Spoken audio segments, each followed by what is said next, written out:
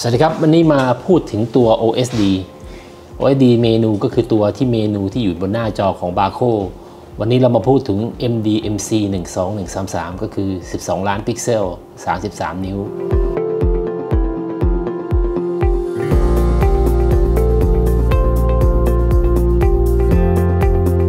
อันนี้ไปดูเมนูหลักแล้วกันเมนูหลักเมนูแรกในเมนูมี about this display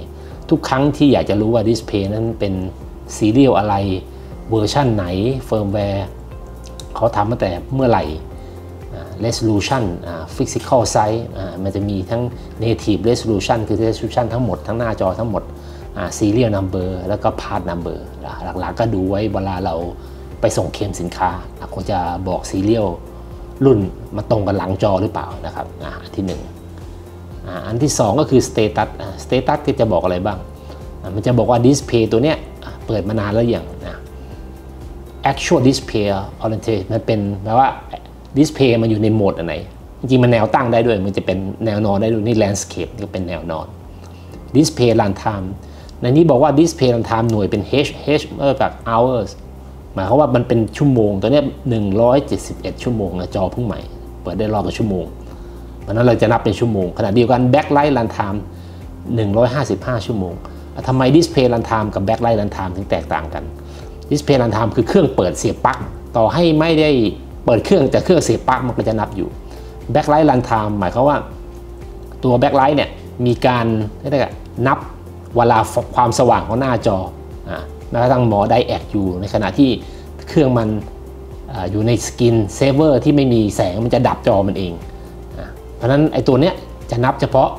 ตัวแสงสว่างแสงไม่สว่างก็จะไม่นับชั่วโมงเนี่ยขณะด้านล่างกำลังนับอยู่ backlight up time ตอนนี้ไปแล้วนะที่เราทำงานอยู่เนี่ย605 606 607วินาทีนี่มีอุณหภูมิที่วัดภายในก็คือ internal temperature หมายความว่าอุณหภูมิภายในตัวเครื่องภายในพาเนลเนี่ย45องศาเซลเซียสแฟนสปีดเป็น0บางรุ่นใหม่ๆถ้าจะไม่มีแฟนสปีดบางรุ่นเก่าเนี่ยจะมีแฟนสปีดเนื่องจากว่ารุ่นเก่าเป็น CCFL เป็นหลอดที่ไม่ใช่ LED มาดู Image Source Image Source ปกติมันเป็นออโต้ Image Source นี้มันไม่ใส่ไม่ได้ใส่ถ้าใส่ปุ๊บมันจะบอกเป็น Display Port นะเป็น Display Port เนื่องจากมีตัว Display Port อย่างเดียวTiming ก็ไม่ได้บอกซอสบางอย่างมันสามารถสลับได้ตั้งเวลาได้ว่าโอเคซอสหนึ่งเวลาหนึ่งอีกซอสหนึ่งอีกเวลาหนึ่งนะครับนะอันที่3ก็คือ calibration ในที่นี้หมายความว่าตัวมันเอง calibrate ตัวมันเองเนื่องจากวันนี้ที่เราใช้ดิสเพย์เรายังไม่ต่อคอมพิวเตอร์มันจะขึ้นโหมดฟังก์ชันมาให้เป็นนี่เป็น Gamma 2.2 ในขณะที่ current luminance ก็เป็น600 candela per square meter target เหมือนกัน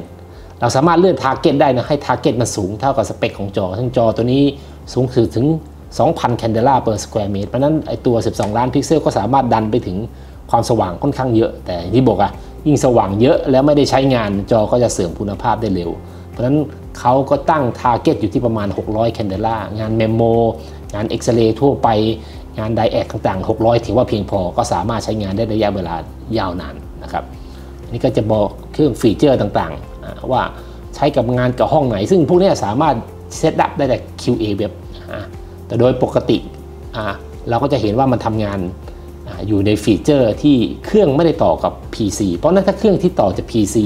มันจะเอาค่าที่ตั้งใน PC ทุกครั้งที่ PC บูตเครื่องจอก็คุยกับการ์ดกับเครื่องเพราะนั้นจอ Barco ต้องมีการ์ด MXRT ของ Barco ไดเวอร์จะส่งถึงกันไฟล์ที่เซฟมันจะเป็น Target Luminance หรือ Luminance ที่ Calibration จะเซฟอยู่ในเครื่อง PC เพราะนั้นมันจะส่ง Data เข้ามาอ่านมันไอฟังก์ชันมันจะไม่เป็นจะเป็น Customer นะครับอันนี้ให้ดูเป็นตัวอย่างว่าในเมนูของ Calibration แม้กระทั่งเครื่องนั้นไม่สามารถที่ยังไงจะพูดว่าเครื่องนั้นไม่ได้เป็น PC ที่มีการ์ด Barco ก็สามารถ Calibration ได้เนื่องจากในระบบจอ Barco เป็น System ตัวหนึ่งมี OS ของมันสามารถ Calibrate ตัวเองได้โดยไม่ต้องใช้การ์ด Barco ในกรณีที่การ์ด Barco ส่งไปซ่อมสามารถจะ Calibrate ตัวมันเองให้ได้ค่า Candela ตามที่ต้องการได้และนี่3หลักตัวสเตตัสว่ามันสเตตัสอะไรอยู่ตอนนี้ถ้าต่อ PC สเตตัสของ Calibration ก็จะขึ้นอีกแบบหนึ่งนะครับULT stabilize enable หมดทุกอย่าง enable หมด ambient light compensation เนี่ย ambient light อยู่จอแสงอยู่ข้างบนมีรูเล็กๆอยู่ข้างบนหมายความว่าเมื่อไหร่เราจะเปิดไฟจอสว่างตามไฟเนื่องจากจอบาร์โค้ดจะอ่านในห้องมืดเพราะนั้นยิ่งมืดมันก็จะดิมลงยิ่งสว่างยิ่งห้องสว่างก็จะสว่างมากขึ้นนะครับอันนี้หลักการส่วนพวกนี้ค่าพวกนี้เซตได้หมดนะครับแต่นี่เป็นค่าที่เราอ่านจากระบบบาร์โค้ดโดยที่ไม่ได้ต่อ PC อีกตัวนึงต่อมาก็คือconfig อันนี้ก็สำคัญเหมือนกันในตัวของ configuration เนี่ย image source เนี่ยมันสามารถเลือกซอสได้ว่าจะเอาฝั่งซ้ายหรือฝั่งขวาสมมติเขาไปเลือกตอนนี้เป็นออโต้หมายความว่ามัน detect เองจากการที่เราเสียบ display port ไปอยู่ด้านหลังจอเพราะนั้นภาพจะรู้เลยมีสัญญาณภาพจากซ้ายขวานะแม้กระทั่งที่เรากดเข้าไปเนี่ยมันให้เลือกได้เลยว่าให้โชว์เฉพาะฝั่งซ้ายหรือให้โชว์เฉพาะฝั่งขวานั่นหมายความว่าฝั่งซ้ายต่อให้มีสัญญาณมามันก็จะดับไปเลยมันก็จะเห็นเรื่องจากฝั่งขวาฝั่งเดียวเพราะนั้นซอสเนี่ยมันถูกกำหนดได้บางคนภาพหายไปครึ่งนึงเป็นอะไรพอดีมีอาจารย์บังเอิญไม่ได้ล็อก OSD เมนูอาจารย์บังเอิญไปกดโดยที่กดไปกดมามันภาพขึ้นครั้งเดียวจริงๆแล้วต้องเซตออโต้ทุกวังต้องเซตออโต้นะโหมดอื่นพยายามอย่าไปยุ่งกับมันเพราะว่ามันเวลาไว้อินจิเนียร์เวลาคอมเพลว่าซ้ายกับขวาภาพมาหรือเปล่าเขาอาจจะใช้วิธีนี้แทนที่จะมาถอดสายสลับกันนะครับเลือกซอสมีพอร์ตอะไรบ้างนะมีดิสเพย์พอร์ตข้างที่1แล้วเข้าไปดูมีการทำเกสเกลด้วยหมายความว่าสัญญาณที่มาเนี่ยให้เป็นเกสเกลคอนเวอร์เซชันหมายความว่าสัญญาณเป็นสีเปลี่ยนให้เป็นขาวดำแล้วก็อินเทอร์เฟซเป็นสแตนดาร์ดเป็น PDCD นี่เวอร์ชัน 1.2 ไว้อธิบายที่หลังก็มันเป็นเวอร์ชันของการเซตติ้งEDE คือค่าของเวลาเราเนี่ยกำหนดว่าจอเราเป็นประเภทไหนเราก็จะเวลาเสียบเขาเรียกว่าเสียบคอมพิวเตอร์จะรู้ทันทีจอคุณเป็น6ล้านพิกเซล resolution เท่านี้มี depth color depth 10 บิตก็คือ 1224 เฉดสีเทาเป็น color ด้วย color คือ RGB เพราะนั้น RGB ก็อย่างละ10 บิตทั้งหมด30 บิตเข้าไปดูที่มี5ล้านใน 5.8 ด้วยนะโชว์ว่าเป็น 5.8 หรือโชว์ว่าเป็น6ล้านพิกเซลนะตัวนี้ก็คือมาเข้าว่าฝั่งละต่อมาก็เป็น refresh rate เหมือนภาพความกระพริบของภาพนะว่าภาพกระพริบโลก็คือหมายความว่าทุกคนที่เวลาใช้กล้องมือถือเนี่ยถ้าเป็นโลเนี่ยมันจะรู้เลยภาพจะเคลื่อนไปเวลาเอามือถือจับที่ refresh rate ต่ำภาพก็จะเลื่อนมีเงาวับต่อมาก็ไปดูเดฟนะมี 8 บิต 10 บิตก็อย่าไปคิดมากว่า10 บิตหรือ 8 บิตดีกว่าจริงๆหลักการก็คือให้ดูความละเอียดของเฉดสีบางโปรดักต์บางตัวที่มาจากโมเดลิตี้บางตัวมันเป็น 8 บิตไปดู 10 บิตมันอาจจะเพี้ยนเพราะฉะนั้น10 บิตก็จะละเอียดเพราะฉะนั้นถ้าซอสมันเป็น10 บิตก็ควรจะใช้ที่10 บิตนะครับ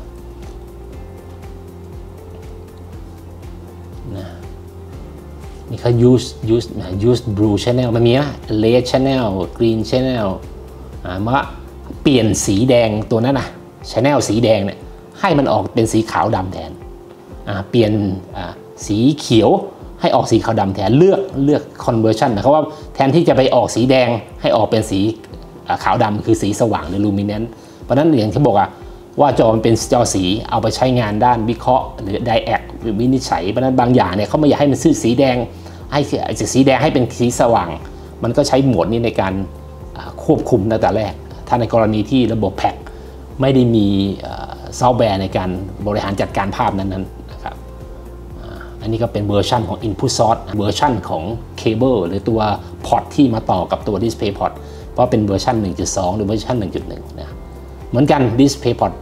มันมี2พอร์ตนะซ้ายกับขวาเพราะฉะนั้น2พอร์ตตัวนี้เหมือนกันเลยต่อมาก็ Scaling หมายความว่าบางภาพเนี่ยมันไม่เต็มจอ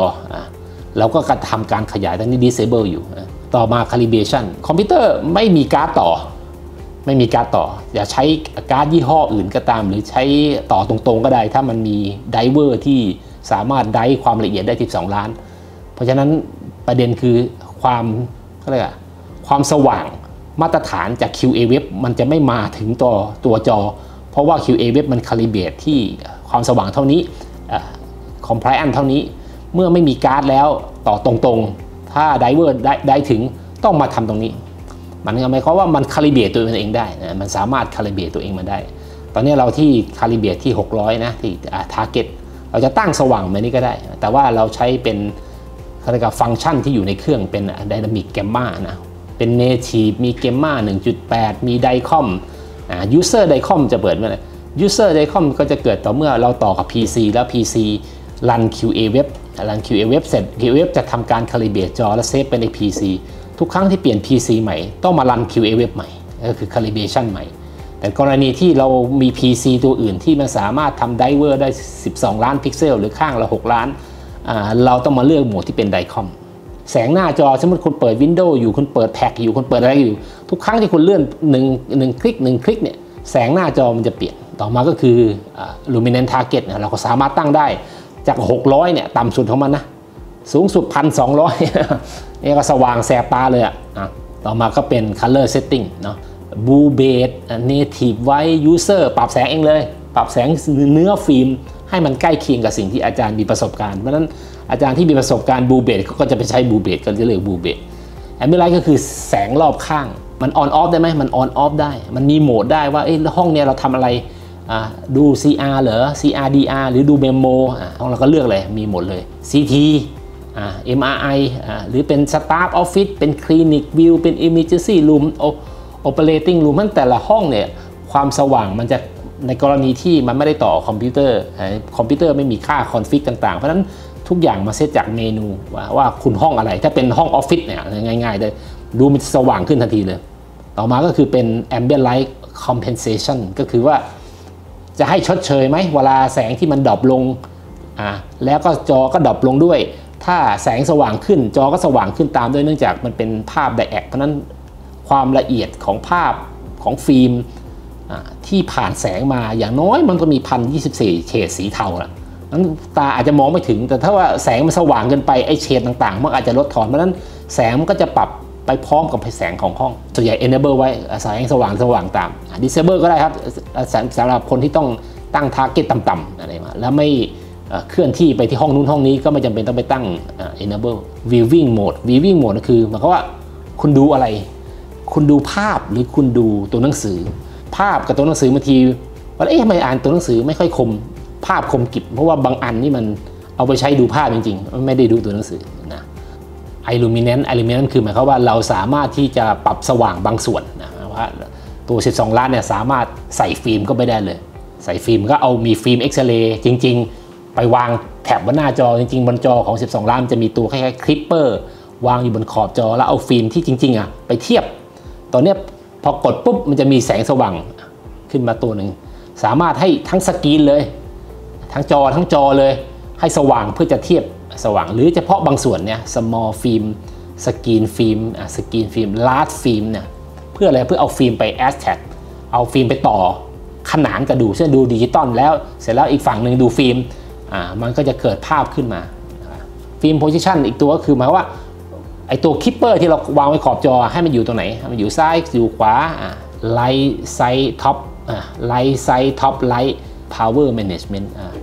พาวเวอร์จะมันบริหารยังไงเข้าไปดูกันบอกเลยเนี่ย DPMS Mode Enable ให้ Enable ก่อนแล้วก็มีการตั้งอะไรเวลาในกรณีที่ไม่มีคนใช้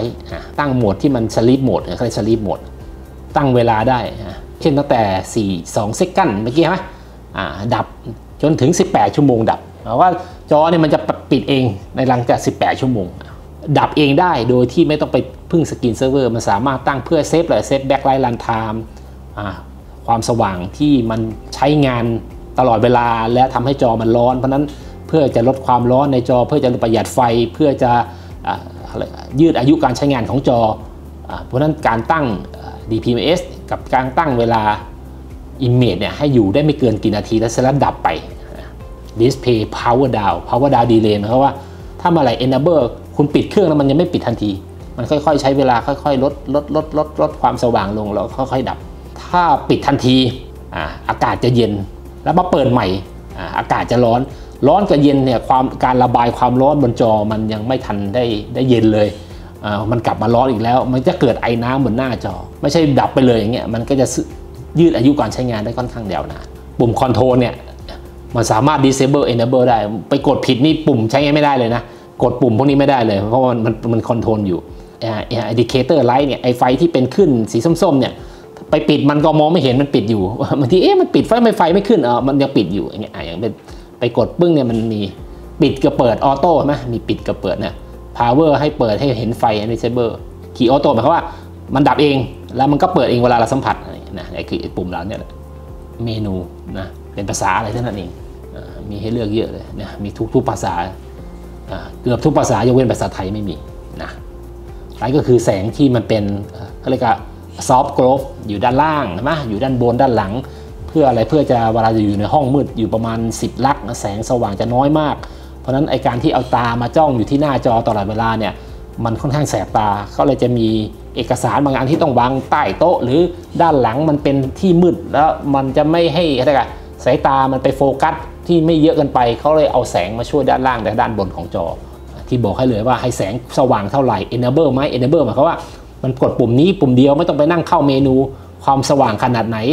แล้วให้มันอยู่ยาวได้นะมีสว่างด้านหลังตลอดเวลาหรือเปล่ามีซอฟต์โกลฟมีบอลกับมีด้านล่างนะครับ